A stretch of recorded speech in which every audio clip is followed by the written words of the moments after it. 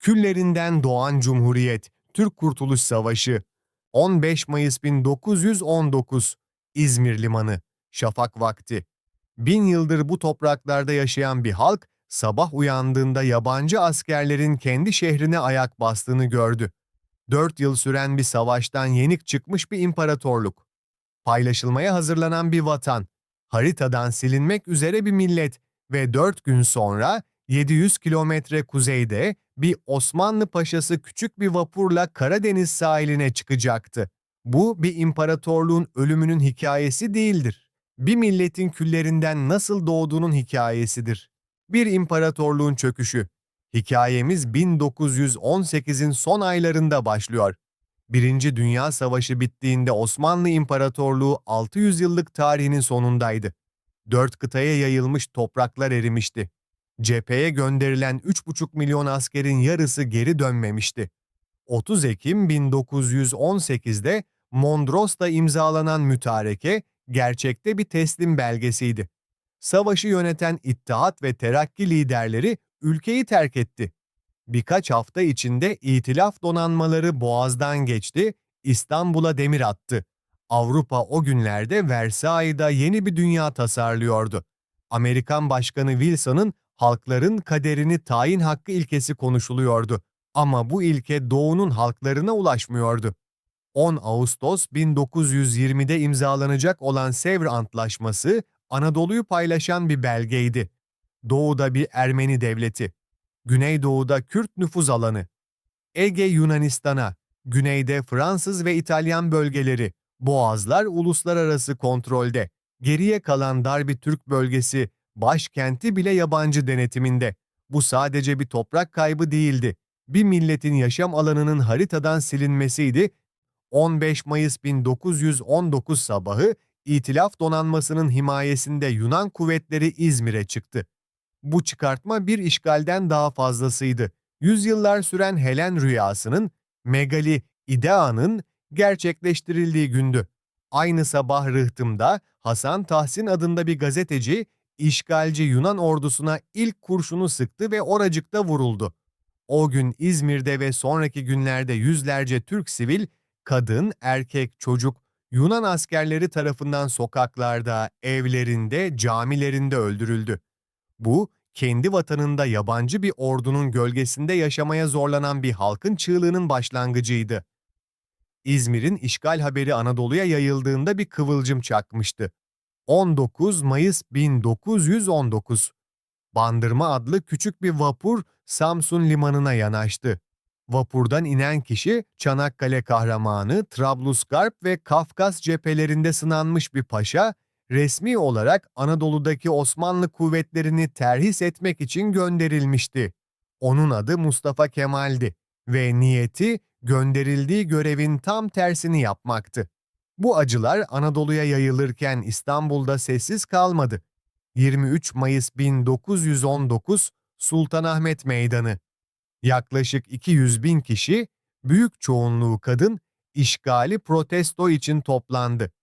Kürsüde gözyaşları içinde halka yemin ettiren bir yazar vardı. Halide Edip, Yemin ediyorum ki Osmanlı sancağına, tarihine hıyanet etmeyeceğim. 22 Haziran 1919, Amasya. Birkaç komutanın imzasıyla yayımlanan bir genelge, kısa ama çığır açıcı bir cümle içeriyordu. Milletin istiklalini yine milletin azim ve kararı kurtaracaktır. Direniş Anadolu'nun her köşesinde patlamaya hazırdı. 31 Ekim 1919, Maraş. Şehir, İngilizlerden devraldıkları yetkiyi yeni kullanmaya başlayan Fransız işgal kuvvetlerinin ve onların safındaki Ermeni lejyonerlerinin elindeydi. Akşamüstü, Uzunoluk hamamından çıkan Türk kadınlarına sarhoş Ermeni lejyonerleri saldırdı, peçelerini yırttı. "Burası artık Türklerin değildir," diyerek bağırdılar. Yan dükkanından sahneyi gören süt satıcısı bir imam, sütçü imam tabancasını çekti. Maraş'ta milli mücadelenin ilk kurşunu o gün atıldı. Kadınları korumak için ileri atılan çakmakçı Sait şehit oldu. Sütçü imamın dayısının oğlu Tiyeklioğlu Kadir Fransızlar tarafından yakalandı. Elleri ve ayakları bağlandı, Burnu ve kulakları kesilerek işkenceyle öldürüldü. Maraş 22 gün direndi ve sonunda kurtuldu. Direniş şekilleniyor. Temmuz 1919, Erzurum. Doğu illerinin direniş örgütlerinin kongresi toplandı. 2 ay sonra, Eylül 1919'da Sivas Kongresi tüm bölgesel direniş cemiyetlerini tek çatı altında birleştirdi. Bu sıradan siyasi toplantılar değildi. Henüz devleti olmayan bir hareket kendi meşruiyetini kuruyordu. 28 Ocak 1920'de İstanbul'daki son Osmanlı Meclisi, Misak-ı Milli'yi, ulusal misakı kabul etti. 6 maddelik bu belge yeni bir Türk vatanının sınırlarını çiziyordu. Tartışmasız Türk çoğunluğunun yaşadığı topraklar. Ne fazlası ne eksiği. İngilizlerin cevabı sertti. 16 Mart 1920'de İstanbul resmen işgal edildi. Meclis basıldı, dağıtıldı. Milletvekilleri Malta'ya sürgün edildi. Ama hareket durmamıştı, hızlanmıştı.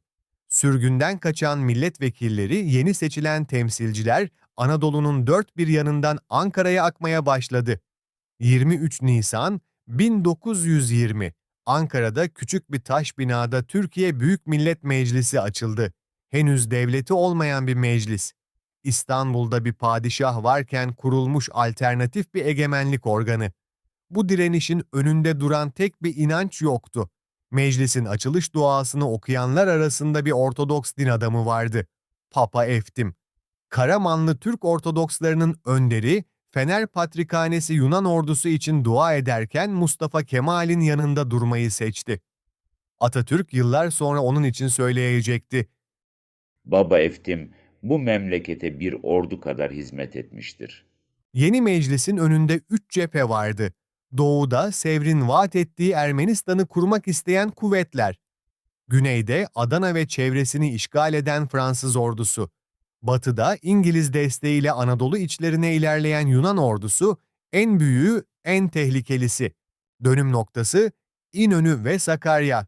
Doğu cephesinde Kazım Karabekir Paşa komutasındaki 15. Kolordu, 1920 sonbaharında kısa ve kesin bir harekatla bu cepheyi kapattı. Aralık 1920'de Gümrü Antlaşması imzalandı. Bir cephe kapanmıştı. Güneyde ise düzenli ordu yoktu. Antep, Maraş, Urfa halkları, kadın, erkek, çocuk kendi şehirlerini kendileri savundu. Aylar süren kuşatmalardan sonra Fransa bir çıkış yolu aramaya başladı. Şubat 1921, Ankara. Taceddin dergahının dar bir odasında mum ışığında bir şair çalışıyordu. Mehmet Akif Ersoy. Marif Vekaleti Milli Marş yarışması açmıştı. Akif para ödülü olduğu için katılmamıştı. Marif Vekili Hamdullah Supi'nin ricasıyla razı oldu ve dergaha kapandı. 10 gün boyunca odasından çıkmadı. Bir gece kağıt bulamayınca eline geçirdiği kurşun kalemle duvara yazmaya başladı. Şiir 17 Şubat'ta Sebilür Reşat dergisinde yayımlandı. Önce cephedeki askerlere okutuldu. 12 Mart 1921. Meclis ayakta dinledi. 724 şiir arasından seçilen kahraman ordumuza ithaflı bu eser 3 kez okutuldu, oy birliğine yakın bir çoğunlukla İstiklal Marşı olarak kabul edildi. Akif, kazandığı 500 liralık ödülü kabul etmedi. Parayı yoksul Müslüman kadın ve çocuklarına iş öğreten Darülmesai'ye bağışladı. Marşı kendi şiir kitabına da almadı. O benim değil milletimindir dedi. Bu mücadelede her cephede kadınlar vardı. Erzurumlu Fatma Seher, askerler arasında Kara Fatma diye anıldı, 300 kişilik bir milis birliğini komuta etti, üsteğmen rütbesine kadar yükseldi. Halime çavuş saçını kazıttı, erkek kılığına girdi, İnebolu'dan Ankara'ya cephane taşıdı. Düşman ateşinde ayağından sakat kaldı. Gördesli Makbule, 19 yaşında, kocası Halil Efe ile Yunan kuvvetlerine karşı çarpıştı, Kocayayla baskınında öne atılırken vurularak şehit oldu. Osmaniyeli Rahmiye, Hasanbeyli'de ateş hattında kalan 2 arkadaşını kurtarmak için ileri atıldı. Vurularak şehit oldu. Ona Tayyar Rahmiye, Uçan Rahmiye dediler. Kastamonu yollarında Şerife bacı, kucağındaki bebeğini sırtına alıp kânısındaki cephanenin ıslanmaması için üzerlerini kendi battaniyesiyle örttü. Bir kış gecesi donarak şehit oldu, bebek hayatta bulundu. Bu zaman Anadolu'nun batısında köy köy belgelenen bir vahşetin de zamanıydı. Demirci köyü imamı Sadreddin Efendi bir ağaca bağlandıktan sonra testereyle parçalandı. Emine Hanım göğsüne kızgın yağ dökülerek öldürüldü. Kara Ağaç, Doğancılar ve onlarca köyde Türk siviller işkenceyle yakılarak, kurşunlanarak katledildi. Bu kurbanlardan birinin yüzü tarihte iz bıraktı. Yalova'da 13 yaşında bir Türk kızı, Hayriye Hanım, Paslıoğlu Mehmet'in kızı, Yunan askerleri ona tecavüz etti. Sonra ağzına bir el bombası koyup patlattılar. Hayriye'nin parçalanmış yüzünün fotoğrafı 1921'de Avrupa basınında yayımlandı. Dünya gördü ama dünya susmaya devam etti ama esas mesele batıdaydı. Ocak 1921'de Yunan ordusu Eskişehir yönünde ilerlemeye başladı. İsmet Bey komutasındaki yeni kurulmuş Türk Düzenli Ordusu İnönü mevkiinde durdu ve onları geri çevirdi. Ardından Mart 1921'de 2. İnönü. Askeri olarak küçük çatışmalardı bunlar ama siyasi etkileri büyüktü. Avrupa gazeteleri ilk kez Türk direnişi diye yazmaya başladı. Moskova, Mart 1921'de Türkiye ile bir antlaşma imzaladı. Türkiye yalnız değildi artık. Temmuz 1921. Yunan ordusu büyük bir taarruzla Sakarya Nehri'ne kadar ilerledi. Ankara tehlikedeydi. Hükümet başkenti Kayseri'ye taşımayı görüştü. 5 Ağustos'ta meclis Mustafa Kemal'e başkomutanlık yetkisini verdi. O da tekalifi milliye emirleriyle milletten her şeyi istedi. Yiyecek, ayakkabı, çamaşır, hayvan, araç. Halk verdi. 23 Ağustos ile 13 Eylül 1921 Sakarya Meydan Muharebesi 100 kilometre cephede 22 gün, 22 gece süren bir savaş. Düşman Mustafa Kemal'in komuta yeri Polatlı'ya bir tepe kadar yaklaştı. O noktada söylediği söz bu savaşın felsefesini özetler. Hattı müdafaa yoktur, sathı müdafaa vardır. O satıh bütün vatandır. Yunan ordusu son hamlesini başaramadı ve geri çekildi. Savaşın stratejik dönüm noktasıydı bu. Büyük taarruz. Sakarya'dan sonra tam bir yıl geçti. Bu süre boşa harcanmadı. Türk ordusu yeniden örgütlendi, eğitildi, silahlandı. Sovyetlerden gelen toplar ve mermiler cephe gerisinde gizlice stoklandı. Fransa Ekim 1921'de Ankara Antlaşması'nı imzaladı ve Güney cephesinden çekildi. Geriye tek cephe kalmıştı. Yunan ordusu 700 kilometrelik bir hat boyunca Marmara kıyısından Menderes'e kadar tahkimatlar kurmuştu. Generalleri iki şeyden emindi, gelecek darbe Eskişehir ya da Ankara yönünden, yani kuzeyden gelecekti ve Türk ordusu manevra savaşı yapacak güçte değildi. İkisinde de yanılıyorlardı. Saldırı planı yalnızca 4 kişinin bildiği bir sırdı. Mustafa Kemal, Genelkurmay Başkanı Fevzi Paşa, Batı Cephesi Komutanı İsmet Paşa ve Milli Savunma Bakanı Kazım Paşa. Telgraflar şifreliydi. Gazetelere verilen haberler tamamen yanıltıcıydı. 25 Ağustos günü Mustafa Kemal Şuhut'taki cephe karargahındayken Ankara gazeteleri Başkomutan yarın çay daveti verecek diye yazıyordu. Aylar boyunca birlikler ve cephane sadece gece yer değiştirdi. Gündüzleri ne bir kânı yolda görüldü, ne bir top mevzisi açıkta kaldı. Yunan keşif uçakları boş bir cephe gördü. Oysa Afyon'un güneydoğusundaki ormanlık dağlık arazide 9 Türk tümeni kamufle edilmiş, gözden tamamen saklanmıştı. 25 Ağustos gecesi Şuhut'tan Kocatepe'ye uzanan yolda Türk piyadesi son intikalini yaptı. Yürüyüş sessizdi, marş yoktu, fener yoktu. 100.000 kişilik bir ordu bir kelime konuşmadan bir tepenin eteklerine çekildi.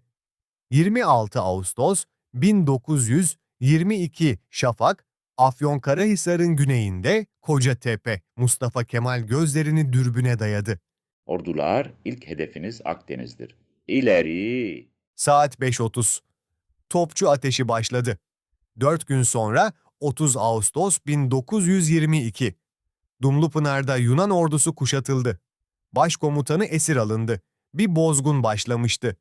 Sonraki 9 gün boyunca Türk süvarileri 400 kilometreyi kat etti. 9 Eylül 1922 Türk süvarileri İzmir'e girdi. 3 yıl, 3 ay, 25 gün sonra şehir tekrar özgürdü. Ama zafer ağır bir manzaranın ortasındaydı. Şehir bir yangında kül oldu. Rum ve Ermeni Hristiyan halk büyük kayıplar verdi, 10 binlercesi göç yollarına düştü. Aynı yıllarda yüz binlerce Türk de göç yollarına düşmüştü. Balkanlardan, Kafkasya'dan, Ege adalarından. Bu bir taraf kazandı, öbürü kaybetti hikayesi değil, bütün bir bölgenin trajedisinin son perdesiydi. 11 Ekim 1922 Mudanya. İtilaf devletleri ve Türkiye mütareke imzaladı. Savaş bitmişti. Lozan ve Cumhuriyet.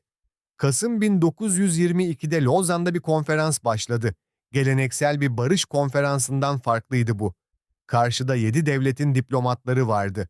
Onların önünde sağırlığını bahane ederek müzakereyi yıpratan, ödün vermeyen İsmet Paşa. Konferans aylarca sürdü. Bir noktada kesildi, sonra yeniden başladı. 24 Temmuz 1923. Lozan Antlaşması imzalandı. Türkiye'nin sınırları, bağımsızlığı, egemenliği uluslararası olarak tanındı. Sevr ölmüştü. Bedelini ilk ödeyen Londra oldu. Yunan ordusunun Anadolu macerasını destekleyen Britanya Başbakanı David Lloyd George, 19 Ekim 1922'de Carlton Club toplantısının ardından istifa etmek zorunda kaldı. Britanya tarihinin en güçlü hükümetlerinden biri, Anadolu yenilgisinin altında çöktü. Lloyd George bir daha hiçbir devlet makamına geri dönemedi. Atina'da bedel çok daha ağırdı. 28 Kasım 1922 sabahı Gouda askeri kampında bir devrim mahkemesi kararıyla 5 eski bakan ve bir general kurşuna dizildi. Eski başbakanlar Dimitrios Gounaris, Petros Protopapadakis, Nikolaos Stratos, eski bakanlar Nikolaos Theotokis ve Georgios Baltatsis ve Anadolu'daki Yunan ordusunun başkomutanı General Georgios Hatsianestis. Helen rüyası kendi mimarlarını yutmuştu. 29 Ekim 1923 Ankara. Türkiye Büyük Millet Meclisi'nde bir oylama yapıldı. Türkiye Devleti'nin şekli hükümeti cumhuriyettir. Bir imparatorluk artık yoktu. Yerinde bir cumhuriyet duruyordu. Miras. Ama bu hikaye sadece Türkiye'nin hikayesi değildi. Sonraki 10 yıllarda Hindistan, Mısır, Endonezya, Cezayir, onlarca koloni kendi bağımsızlık mücadelelerini başlattığında Ankara'da olanı dikkatle inceledi. Gandhi, Nehru, Cemal Abdülnasır, Sukarno hepsi kendi yazılarında Türk Kurtuluş Savaşı'ndan söz etti. Çünkü o savaş bir ilki başarmıştı. Birinci Dünya Savaşı'nın yenik bir devleti bir imparatorluğun çökmüş başkentinden kendi ulusal devletini kurmuştu. Hem de Avrupa'nın büyük güçlerinin imkansız dediği bir anda. Mustafa Kemal, sonra Atatürk soyadını alacak olan bu yeni cumhuriyetin temel felsefesini bir cümleyle özetledi.